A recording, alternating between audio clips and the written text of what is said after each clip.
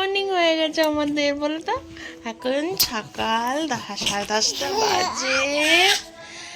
আমাদের এই ঘুম থেকে উঠলাম। Good morning. এখন ঘড়িতে বাজে প্রায় 12:10 মতো। ঘুম থেকে অনেকক্ষণ আগেই উঠেছি আজকে। ঘুম থেকে উঠে চা খেয়ে ফ্রেশ হয়ে টিফিন করে নিয়েছি। মেয়েকে একবার ঘুম পাড়ানো হয়ে গেছে, ও উঠেও গেছে। ওকে এবার স্নান করাবো, কেননা ওকে তো ভালো করে, আমি খুব ভালো করে অয়েল ম্যাসেজ করে থাকি। এটা একটা সুবিধা যে অয়েল ম্যাসেজের আগে যদি ও ঘুমিয়ে যায়, তাহলে ও অয়েল ম্যাসেজ হয়ে যাওয়ার পর ও কাঁদে না। কিন্তু যদি ও অয়েল ম্যাসেজের আগে না ঘুমায়, একবার ঘুম থেকে উঠে একবার যদি একটা ছোট্ট ঘুম না দেয়, তাহলে অয়েল ম্যাসেজ হয়ে যাওয়ার পরও প্রচণ্ড হয়তো রিল্যাক্স বোধ করে, আরাম পায়। তো সেই কারণে ও ঘুমানোর জন্য ছটফট করতে থাকে এবং খুব কাঁদতে থাকে, তার ফলে স্নানও করে না। তো যাই হোক, এরপর ওকে অয়েল ম্যাসেজ করব, স্নান করাবো, তারপরে নিজেও স্নান করব, তারপরে আবার কথা বলছি। জেনারেলি আমার বেবির মাথায়, আমার মেয়ের মাথায় আমি যে তেলটা দিয়ে থাকি, প্রথম তো একদমই দিতাম না, কিন্তু কিছুদিন হলো মাথায় তেল দেওয়া ওর আমি স্টার্ট করেছি। জেনারেলি আমি এই তেলটা দিয়ে থাকি, max care extra virgin coconut oil. এটা খুব ভালো, এটা আমি অ্যামাজন থেকে পারচেজ করেছি। কারো যদি প্রয়োজন হয়, অ্যামাজনে আমি লিঙ্কটা ডেসক্রিপশনে দিয়ে দেবো।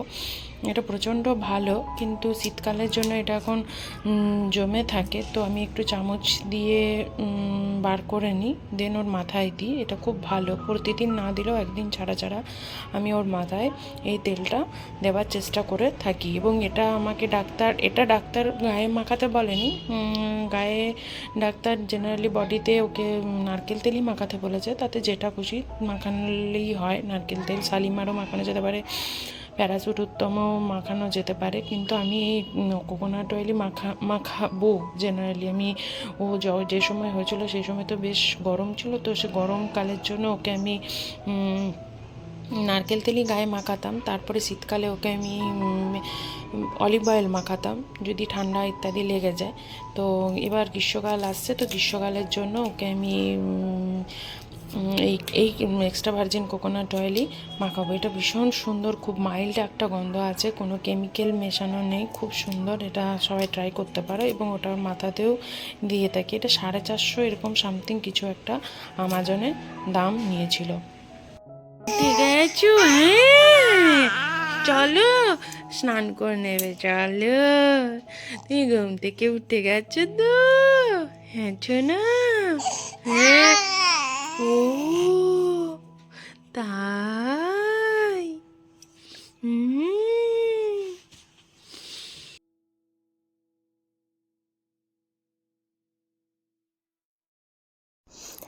বাচ্চাদের সাথে জেনারেলি প্রচণ্ড কথা বলা উচিত, সবসময় কথা বলা উচিত। আমি তাই ওকে যখন তেল ম্যাসেজ করি, তখন আমি বিভিন্ন রকমের ছড়া শোনাতে থাকি ওকে, বা কোনো দিন আমি মোবাইলে গান চালিয়েও হালকা মিউজিক শোনাতে থাকি। এটা ওদের ব্রেন ডেভেলপমেন্টের জন্য খুব ভালো হয়ে থাকে। তো আমি যে কটা ছড়া জানি মোটামুটি ওকে আমি যখন তেল ম্যাসেজ করি বা এমনি যখন ও জেগে থাকে, তখন কিন্তু আমি এটা শোনাতে থাকি। আর বাচ্চাদের সাথে তো কথা বলা ভালোই, যত কথা বলা হবে তত তাড়াতাড়ি বাচ্চা বলে নাকি কথা শেখে। তাই আমাদের বাড়ির লোকেরা বা আমি যখনই ও জেগে থাকে, তখন কিন্তু প্রচণ্ড ওর সাথে কথা বলি, কেউ না কেউ কিন্তু ওর সাথে কথা বলেই থাকে। আসায় গরিব বেজায়, কষ্টে শিষ্টে দিন চলে যায়, তাই তো বেটা? ছোনাই ছোনাই ডাক পারি, ছোনাই মোদের কারবারি, আয় রে ছোনাই ঘরে আয়, দুধ মাখা ভাত কাকে খাবা বলি, উলিব বলি এত এত এত এত এত এত জোর হয়ে গেছে, এত জোর হয়ে গেছে। ছোনাই ছোনাই ডাক পারি, ছোনাই মোদের কারবারি, আয় রে ছোনাই ঘরে আয়, দুধ মাখা ভাত কাকে খায়, তাই তো? এই যে দিদি তাকান, তোমার চানু হয়ে গেছে, তাকান। বল আরেকটু বল, এই ফুলটা আরেকটু নিচে তো নামাতে হবে, তবে তো দেখতে সুন্দর লাগছে। এই যে দিদি, এই যে দেখা তো। স্নান হয়ে গেছে? হ্যাঁ গো, রেডি হয়ে গেছেন? কিছু সব করে নিয়েছি। মাম্মা। তুমি কি আমাকে বেড়াতে নিয়ে যাবে কিছু? আচ্ছা আচ্ছা, বুঝেছি। এখন এই ফাঁকে আমি স্নান করে নেব।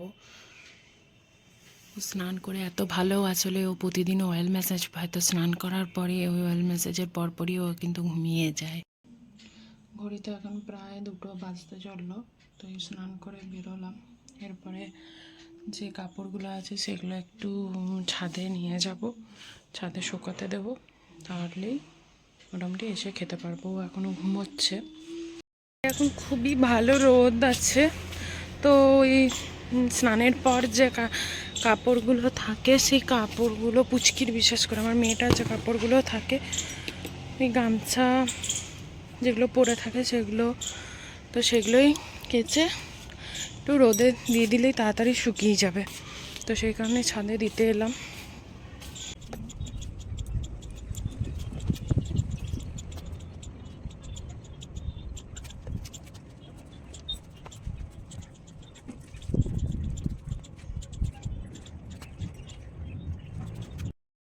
এক গাদা কাপড়, ওরগুলো তো মেলেই দিলাম, যেগুলো কাঁচা হয়েছে। তারপরে সকালে যেগুলো কাঁচা হয়েছিল সেগুলো শুকিয়ে গেছে, তো ওগুলো এখন নিচে নিয়ে যাচ্ছি, এরপরে খেতে বসবো। এসে দেখছি ও উঠে গেছে ঘুম থেকে, দিয়ে উবুর হওয়ার চেষ্টা করছে। তুমি উঠে গেছো মাম্মা? ও মাম্মা, দেখো দেখো কেমনভাবে উবুর হচ্ছে। এখন প্রায় খুব ভালোভাবে উবুর হতে শিখে গেছে। এখন উবুর হয়ে ওপরের দিকে উঠতে চেষ্টা করে, তাই না মাম্মা? ও মাম্মা, চুনাটা মাম্মা, চুনাটা মাম্মা, মাম্মাম মাম্মাম মাম্মা, মাম্মাম। তোমার চুনা মাম্মাটা, ও চুনা বাবা, আদর আদর হচ্ছে, আদর আদর আচ্ছা। উঠতে গেছো মাম্মা, ও মাম্মা, মাম্মা, আউ আউ। লাগছে নখগুলো তোর, খুব হয়েছে, খুব লাগছে। বলো, আমি ঘুম থেকে উঠে গেছি। আমি আজকে দুপুর থেকে প্রায় 3.5 ঘন্টা ঘুমিয়েছি, ঘুম থেকে উঠে গেছি। আর মা পাশে একটু শুয়েছিল আমার পাশে, বলো। আর বাকি সময়টা মা ভিডিও এডিট করছিল, তাই তো? হ্যাঁ, হ্যাঁ গো।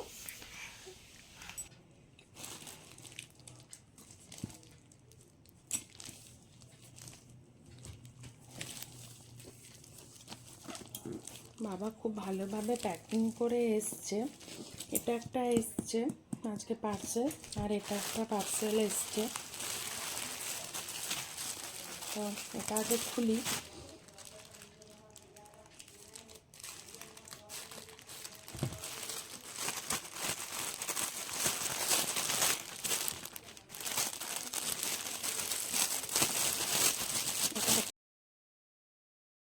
প্রথম পার্সেল যেটা খুললাম সেটা হচ্ছে আমার মেয়ের একটা রেডি টু ওয়্যার শাড়ি। এটা হচ্ছে একটা লাল ব্লাউজ, আর তার ওপরে একটা হাঁকোয়া টাইপের শাড়ি, ছোট্ট মতো একটা শাড়ি, তার উপরে শিউলি ফুলের অ্যাপ্লিক করা আছে। দেখি কবে পরানো হয়। মেয়েদের তো অসংখ্য জিনিস কিনলেই হলো। এই সেকেন্ড যে প্যাকেটটা এবার ধরবো সেটা হচ্ছে আমার জিনিস আছে। এটা এসছে প্রায় সুদূর মুর্শিদাবাদ থেকে। খুব তাড়াতাড়ি এটা ডিটিডিসিতে ডেলিভারি দিয়েছে। প্রায় 6 তারিখে ওরা ওখানে প্যাক করেছে, আমার কাছে 8 তারিখে আজকে এসে পৌঁছে গেছে। খুব সুন্দরভাবে ওরা প্যাকিংও করেছে, যাতে অত দূর থেকে আসার সময় কোনো দামি জিনিস যাতে নষ্টও না হয়ে যায়। এর ভেতরে আবার একটা প্যাকেট, কাগজের প্যাকেটও আছে, তার ভেতরে আমার বহু আকাঙ্ক্ষিত একটি শাড়ি আছে। যে দোকান থেকে নিয়েছি সেই দোকানের বিলটাও দিতে ওনারা কিন্তু ভুলে যাননি। এটা বহু আকাঙ্ক্ষিত মুর্শিদাবাদের আমার একটি শাড়ি। এটা গরদের শাড়ি, খুব নামকরা, সবাই জানেন, বাঙালি আলাদা পুরো এটা ভরপুর। অ্যাকচুয়ালি আমার খুব পছন্দের একটা শাড়ি। এটা আমার অনেক দিনের ইচ্ছে ছিল যে এটা একটা গরজ শাড়ি আমি একটা অর্ডার করব। এটা যে অরিজিনালি যে খড়মড়ে একটা যে ব্যাপার থাকে, এই যে খড়মড়ে যে ব্যাপারটা আর কি কাগজের মতো, এটাই হচ্ছে গরদের স্পেশালিটি। এটা না থাকলে সেটাকে গরদ বলা যায় না।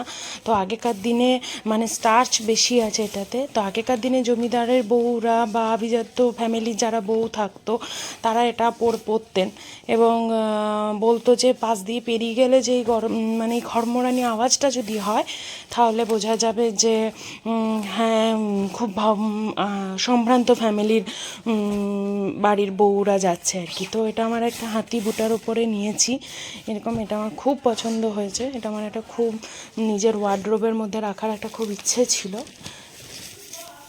দামটা বেশি নিলেও ঠিকই আছে, এগুলো তো আর পুরনো হবার নয়, এগুলো চলছে। এটা আঁচলটা খুব পছন্দ হয়েছে এটা আমার। মানে মুর্শিদাবাদে তৈরি হয়, তো এই মুর্শিদাবাদে যারা আর কি তো বানায় যে তাঁতি, তাদের কাছ থেকে আমি নিয়েছি।